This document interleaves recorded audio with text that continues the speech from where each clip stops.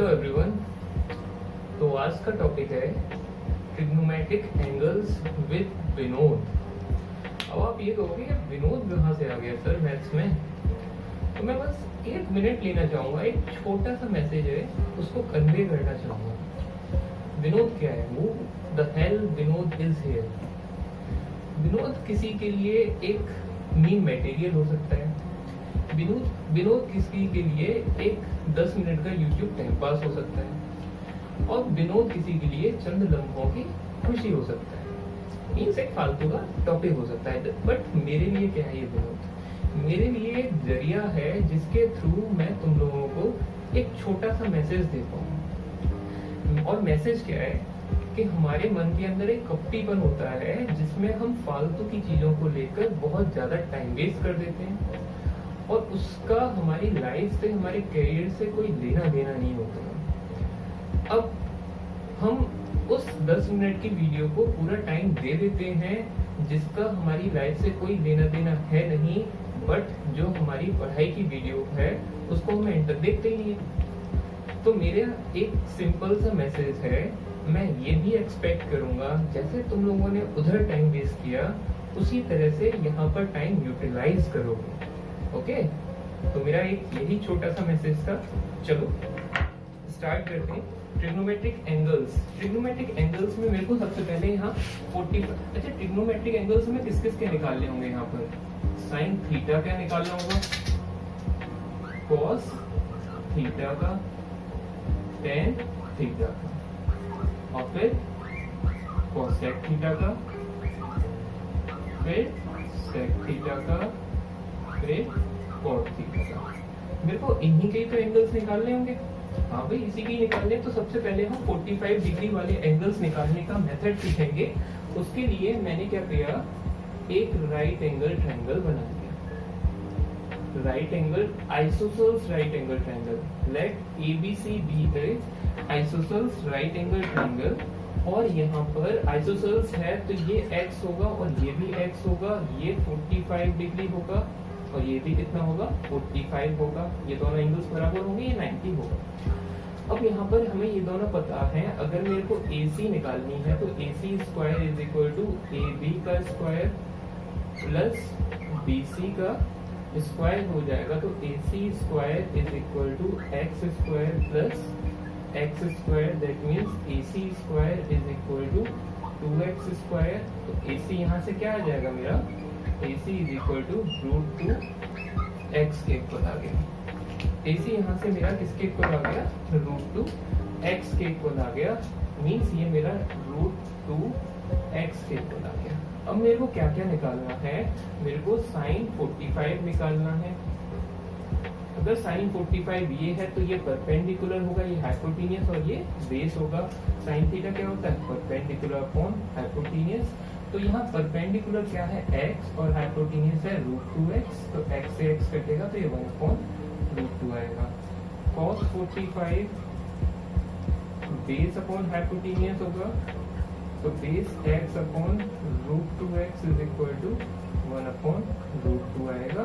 और tan theta perpendicular upon base होता है, परपेंडिकुलर अपॉन बेस, तो परपेंडिकुलर भी x है और बेस भी x है, तो यहाँ से ये 1 आ जाएगा। मीन्स हमारे पास किस किस की वैल्यू आ गई, साइन 45 की वैल्यू मेरे पास 1/√2 आई, cos 45 की वैल्यू 1/√2 आई, और tan थीटा की 1 आई। कोसेक थीटा हमारे साइन 45 का रेसिप्रोकल होता है। तो साइन 45 क्या है, 1/√2, तो ये हो जाएगा √2। इसी तरह से सेक थीटा 1/√2 का रेसिप्रोकल √2, और कॉट थीटा 1 का रेसिप्रोकल, तो ये 1। तो इस तरह से हम 45 डिग्री वाले एंगल्स की वैल्यू इजीली फाइंड आउट कर सकते हैं। इसके बाद हम समझते हैं 30 डिग्री और 60 डिग्री वाले एंगल्स हम कैसे फाइंड आउट करेंगे।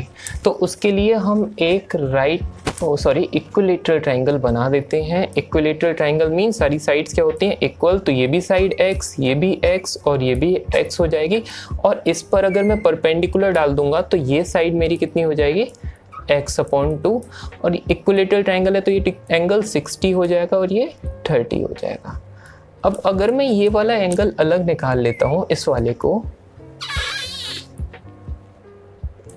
तो ये A, बी सी अगर मैं नेमिंग कर भी देता हूँ तो ये 60 डिग्री होगा और ये कितना होगा 30 डिग्री, और ये तो 90 डिग्री होगा ही होगा। अब यहाँ पर ये साइड है x/2 और ये साइड है x, तो इसका मतलब AC का जो स्क्वायर होगा वो AB के स्क्वायर प्लस BC के स्क्वायर के इक्वल होगा। इसका मतलब क्या हो गया, यहाँ पर AC स्क्वायर किसके इक्वल हो गया, यहाँ पर AC square is equal to AC मेरा यहाँ AC तो है मेरा यहाँ पर AC कितना दे रखा है मेरे को, यहाँ पर x दे रखा है, तो AC की जगह हम क्या लिख देते हैं, x का square is equal to x/2 का स्क्वायर प्लस में AB का स्क्वायर। तो इसका मतलब ये हो जाएगा x स्क्वायर और x/2 का होल स्क्वायर इधर आएगा तो x²/4 is equal to AB का स्क्वायर। तो यहाँ से जो AB स्क्वायर आ जाएगा वो 3x²/4 आएगा, क्योंकि 4 LCM आ जाएगा, 4x² - x² is equal to 3x²/4 हो जाएगा। तो AB की जो वैल्यू आएगी यहाँ से √3x/2 आएगी। ओके, मीन्स यहाँ से AB की वैल्यू √3x/2, गलत हो गया ये x/2। ओके, अब हम निकालते हैं सबकी वैल्यू। सबसे पहले मैं निकालता हूँ साइन में 60 डिग्री की वैल्यू। साइन थीटा किसके इक्वल होता है, परपेंडिकुलर अपॉन हाइपोटेन्यूस। तो 60 डिग्री के केस में परपेंडिकुलर तो ये होगा ये वाली साइड और हाइपोटेन्यूस तो सेम रहता है, तो √3/2x डिवाइड बाई x, तो ये √3/2 आ जाएगी साइन 60 की। अब हमें निकालनी है यहाँ पर cos 60 भी निकाल लेते हैं। तो cos 60 बेस अपॉन हाइपोटेन्यूस होता है, तो base x/2 divide by x होगा, x/2 डिवाइड बाई x, तो इसकी वैल्यू 1/2 आ जाएगी। अब साइन 30 की वैल्यू निकालते हैं।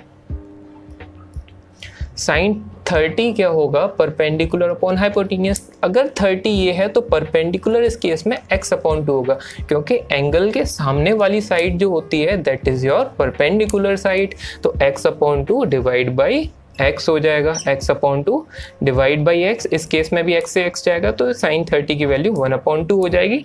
और इसके बाद हम साइन 30 हो गया, cos 30 रह गया। cos 30 की वैल्यू निकालते हैं, तो cos 30 बेस अपॉन हाइपोटेन्यूस, 30 अगर ये है तो बेस क्या होगा, √3/2x डिवाइड बाई √3/2x और divide by x is equal to √3/2। अब साइन 60 cos 60 आ गया, साइन 30 cos 30 आ गया। अब tan 30 की वैल्यू भी निकाल लेते हैं। tan 30 is equal to perpendicular upon base.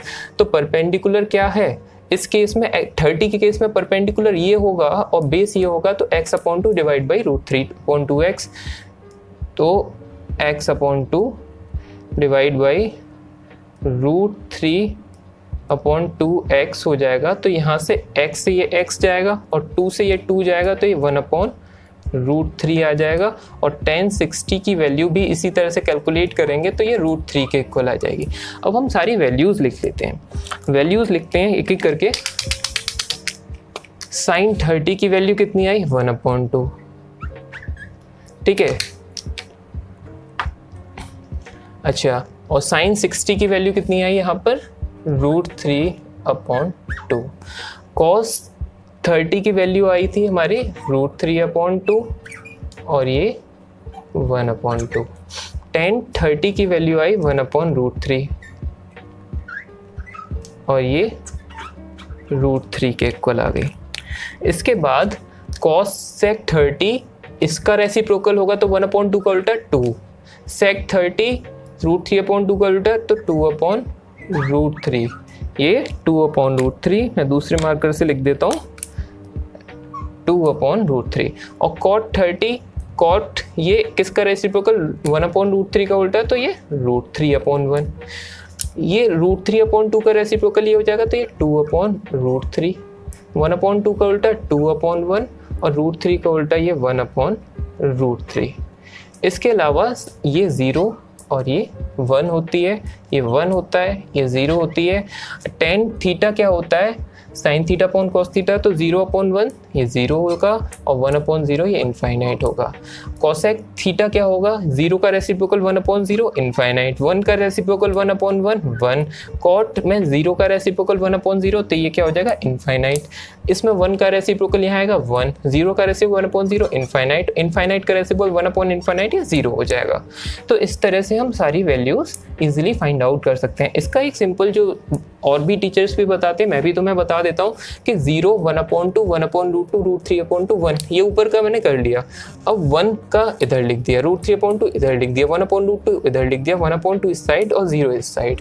tan theta के केस में 0 का 1 से डिवाइड 0, इसका इससे डिवाइड, उसके न्यूमरेटर का न्यूमरेटर से डिवाइड 1/√3 ये आ गया, न्यूमरेटर का 1/1 ये आ गया, √3 और 1 √3 आ गया, 1/0 इनफाइनाइट आ गया। बाकी इनका रेसिप्रोकल तो होना ही होना है। कोसेक थीटा किसका, साइन थीटा का रेसिप्रोकल, और साइन थीटा का रेसिप्रोकल, और ये कॉस थीटा हमारा सेक थीटा का रेसिप्रोकल, टेन थीटा हमारा कॉट थीटा का रेसिप्रोकल। इस तरह से हम ट्रिग्नोमेट्रिक एंगल्स की सारी वैल्यूज निकाल सकते हैं। आई विश मैं समझा पाया हूँगा। So please like, comment and share.